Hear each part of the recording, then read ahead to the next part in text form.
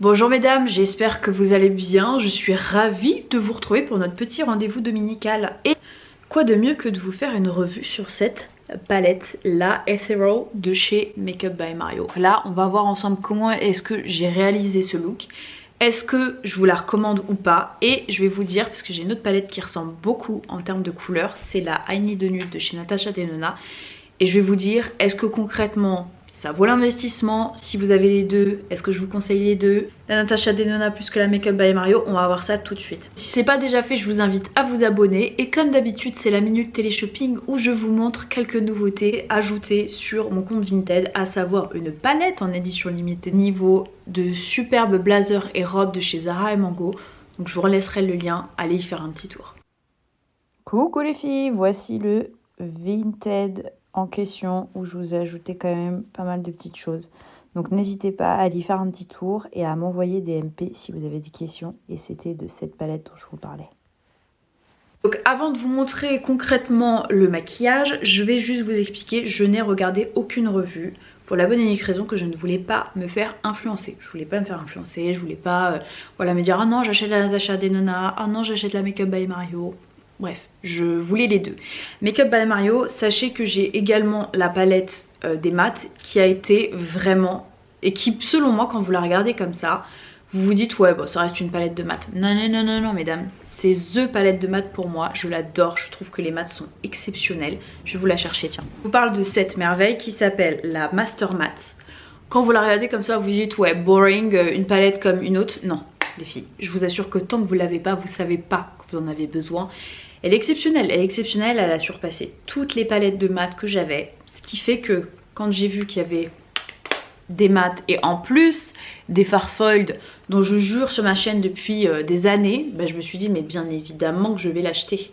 Et on va regarder tout de suite ce que ça rend et comment j'ai fait pour avoir ce petit look. Donc les filles, je vous propose de passer du coup au maquillage. J'ai le teint de fait, les sourcils de fait, mais j'ai rien du tout sur les yeux. J'ai mon petit gloss aussi. Et pour ce faire, on va prendre ces petites pinces. Donc, j'ai testé cette semaine tout au long la palette, mais je voulais vous la montrer en action. Donc pour rappel, on va refaire un petit focus. Et l'idée, c'est de vous montrer quelques swatchs de comparaison avec le I Need a Nude de chez Natasha Denona. Ce que je sais que vous avez été nombreuses à me demander. Vous verrez à la fin de la vidéo ce que je vous dis, mais aujourd'hui voilà, on va s'occuper de celle-ci. Voilà comment se présente la bête, vraiment un packaging classico-classique.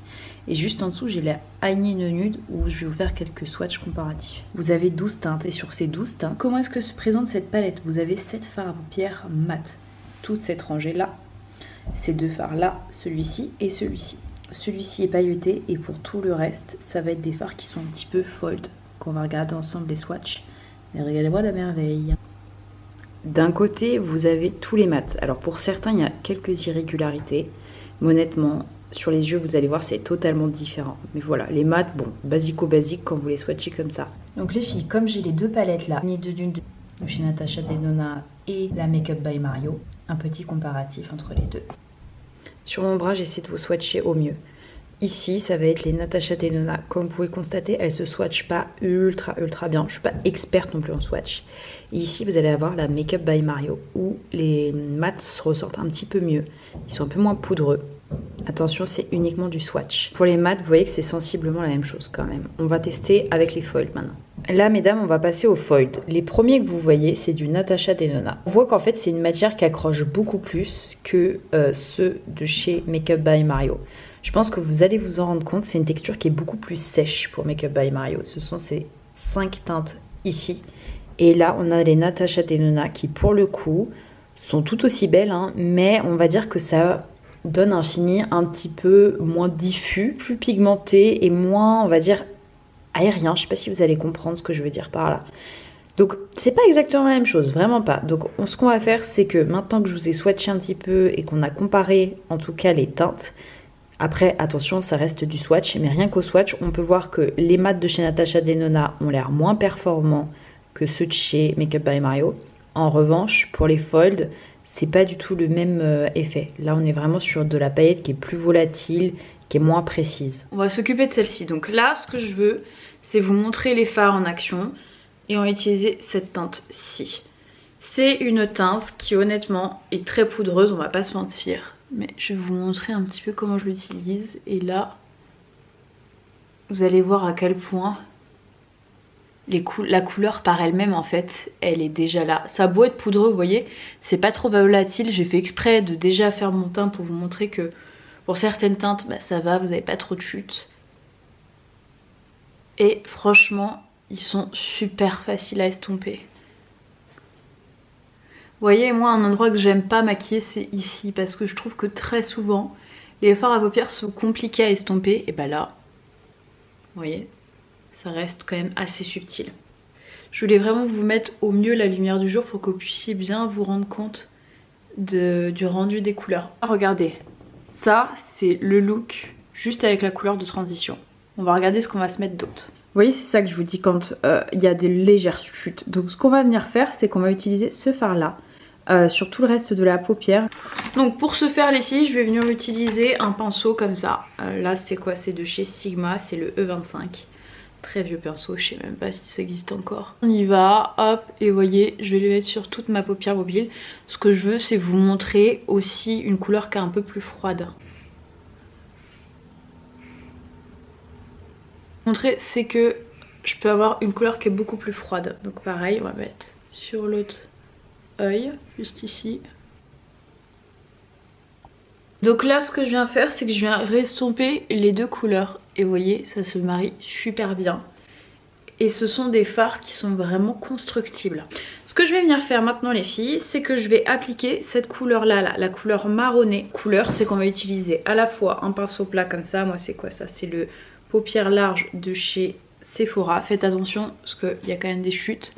On va l'utiliser au pinceau et on va l'utiliser au doigt pour vous montrer les différents finis. Avec le pinceau, je viens bien blender et le mettre dans mon crease. Et vous voyez comme c'est beau.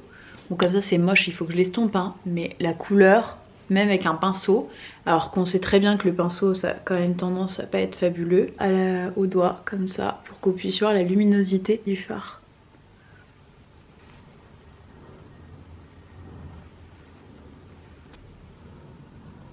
Les filles, je vais m'approcher pour que vous puissiez voir les chutes. Franchement, bon, pas mal. Ensuite, on va venir utiliser cette teinte-ci que je veux vous montrer, qui est somptueuse. Donc, on va utiliser cette teinte-ci juste ici sur toute la paupière. Et ça, vraiment, si j'ai un conseil à vous donner avec ces fards à paupières là, pour ceux qui sont un peu plus fold, c'est de venir les utiliser au doigt parce qu'avec la chaleur de votre pulpe ça va mieux imprégner et je trouve que ça va beaucoup mieux ressortir. Je sais pas si vous voyez comment ça ressort.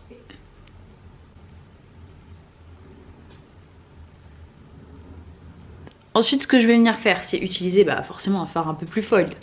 Et on va venir utiliser ce fard-ci en plein centre. Il me fait penser à un fard dont je vous parle depuis des années. Enfin je veux dire, si vous êtes nouvelle sur la chaîne, vous allez savoir que c'est un fard que j'adore. Et je trouve qu'aujourd'hui, en plus on commence à en parler un petit peu sur les réseaux sociaux.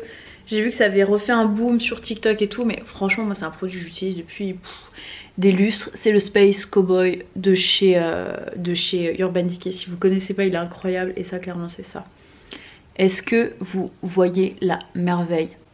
Vraiment, je suis pas sûre que ça se retranscrive bien à la caméra. Alors, ce qu'on va venir maintenant faire, c'est utiliser un pinceau comme ça, ras de cils. Et pour le ras de cils, on va venir utiliser cette teinte-là, juste ici. Pas vous mentir, il y a des chutes. Mais ce que je vais venir faire, c'est vraiment vous montrer qu'en fait...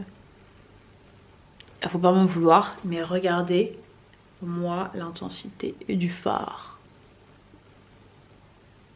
Ce que je vais faire les filles c'est que je vais mettre mon mascara hors écran et on va se mettre un petit quelque chose à l'intérieur de l'œil. Voilà les filles, on a presque terminé le look. Je voulais juste apporter une petite touche de lumière en coin interne et pour ce faire on va utiliser le fard à paupières comme ça pailleté. Voilà, je vais le mettre vraiment, on va le tester sans spray, sans quoi que ce soit. Parce que l'idée c'est véritablement de vous montrer sans artifice. Les fards à paupières je les teste sans base, sans rien du tout. Pour avoir un test vraiment le plus juste, sans altérer, modifier la nature réelle de la tenue. Petite caméra comme ceci pour que vous puissiez voir à la lumière naturelle, vraiment il n'y a pas d'artifice, le rendu et l'intensité du côté fold des paillettes. Honnêtement, je pense que vous voyez bien comme ça en vidéo, c'est très très joli et c'est un look. Je me suis pas prise le chou, vous savez je suis pas une make-up artiste, je suis pas la personne qui a les skills les plus incroyables niveau make-up. Je vous repose là pour qu'on fasse le bilan de cette merveille.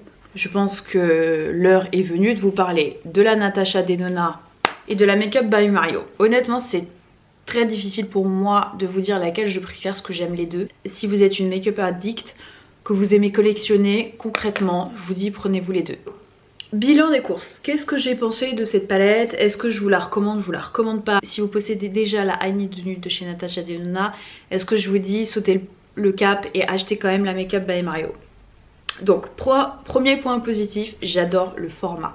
Je trouve que le format est incroyable, c'est un format qui est facile à se glisser, qui prend pas trop de place. Donc voilà, si je vous les mets côte à côte, vous voyez que clairement la palette de Natasha Denona est plus conséquente. Après il y a plus de couleurs aussi par rapport à celle de Make-up by Mario. Sachez que pour Make-up by Mario, vous avez 1 g de produit contre 1,10 g.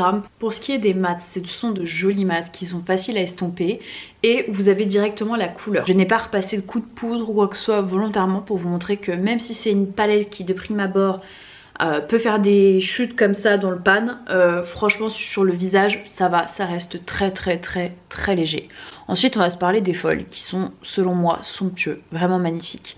La principale différence va se faire sur les fards qui sont plutôt fold entre ceux de chez Natasha Denona et de Make-up by Mario. Ceux de chez Make-up by Mario sont beaucoup plus secs, ceux de chez Natasha Denona ont plus un fini métallique, je vais dire, vous avez moins le côté fold. C'est pour ça que elles se ressemblent énormément d'un point de vue couleur, par contre d'un point de vue formule pour moi c'est pas exactement la même chose. Celle de chez Make-up by Mario est beaucoup plus sèche, c'est ce que je vous disais, ce sont des fards qui sont faciles à estomper et si vous cherchez quelque chose d'un petit peu plus pigmenté, plus marqué, un peu plus métallisé, je vous orienterai plus vers la Natasha Denona. Après là encore c'est une question de goût. Est-ce que je regrette mon achat? Absolument pas. Est-ce que je regrette d'avoir les deux? Absolument pas, vraiment je les trouve somptueuses. Make-up by Mario, vous avez été nombreuses à me dire sur ma vidéo précédente s'il te plaît Alima sors-nous une revue. Je vais le faire, sauf que pour cela il manque quand même quelques produits assez clés, c'est à dire que je n'ai pas du tout de blush volontairement parce qu'il n'y a pas de couleur qui me transcendait. Je n'ai pas non plus un produit que je veux vraiment tester, c'est bronzer, j'en ai 2 bronzers, je vous les montrer lors de mon dernier haul. Je vous glisserai la vidéo là ou là si vous ne l'avez manqué. Et je veux vraiment le bronzer answer. Qu'est-ce qu'il y a d'autre qui me fait envie aussi chez Make-up by Mario? Le fond de teint. Alors que je suis vraiment pas quelqu'un qui consomme le fond de teint. Donc voilà, tout ça pour vous dire que, petite parenthèse, vous aurez une revue en temps voulu. Et je suis sûre que là il va nous sortir plein de pépites pour cette année. La palette, vraiment, je vous dire que non ça vaut pas l'investissement, 75 € c'est très cher, ça reste très cher, on va pas se mentir, mais par contre la qualité est au rendez-vous. Regardez-moi ces folds, ils sont incroyables, il y a très peu de chutes, facile à estomper, vraiment elle est géniale cette palette là. Donc voilà, après à vous de voir. Je vous dis entre les deux, si vous préférez le petit format comme ça, vous aimez les couleurs qui sont à l'intérieur. Juste pour rappel, je vous remets encore la Natasha Denona à côté pour que vous puissiez avoir un peu la comparaison. Voici la Natasha Denona et la Make-up by Mario. Est-ce que je suis en train de vous filmer depuis ma table à repasser? Absolument. Absolument les filles, ne rêvez pas. Non mais tout ça pour vous dire que quand même, Natasha Denona c'est beaucoup plus froid que Make-up by Mario. Tout dépend, je vous l'ai dit là encore une fois, si vous recherchez plus du métallisé, du pigmenté, Natasha Denona, quelque chose d'un petit peu plus subtil, des couleurs sèches, Make-up by Mario. J'espère que cette vidéo vous aura permis de vous faire une meilleure opinion et peut-être de vous conforter ou au contraire de vous dire bon je passe mon chemin, l'achat il est pour une prochaine fois. Quoi qu'il en soit, je vous remets tous les liens en barre d'infos. Dites-moi si vous avez craqué, je serais curieuse de savoir si vous avez plus opté pour la Natasha Denona ou la Make-up by Mario. Sur ce, je vous fais plein de bisous, je vous dis à très vite. Mouah.